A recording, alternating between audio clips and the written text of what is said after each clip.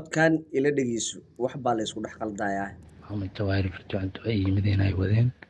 guri Maama Jawaahir aa leegeeyey waxaan ku jiray 3 maalin kadib Maama Jawaahir arrinta inay sii kululaatay aragtay dafay dhahday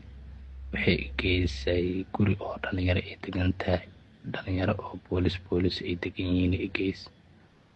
jafay sii dhahday waxay geysay haddana ilaahay kuma samadaraad guri oo bakaara ku yaala hadda la keenay arrinteedana qolkaanan iskaga jiraa xasanow siyaasadayna naqato markaan dhahay anigana waa iska laabaa cideydiyaan laabaa dhiigaygan ayagaa la dhogorteedana ayagaa le arrinta dhan u isbedeshay waxaa la isu bedelaa haddaan waa laabaa iraado oo wax kasta say u jiraanan u sheegaa haddaanan arrin kale jirin ma aniga ama laywado saldhigga laygeeyo ama in laywado ciddeyda laygeeyo labadaasaa bannaan. UK waaga waxa uu ku baryay markii uu yidhi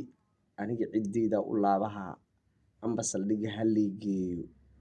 ee dadka isbedeleen markaasaa waaga ku baryay wuxuu ogaayey in dagaalka oo asiga adeerkiis kula jiro midaanan ahaynin in lagu wadaba oo xaaladda ay ka duwan tahay in asiga la caawinayo waxaa u soo baxda u soo sawirmata marka in aaba asiga la caawinaynin dadkan ay yihiin dad adeerkaasi inay ijaafeeyaan amba cambaareeyaan doonayo maadaama uu yahay nin xildhibaana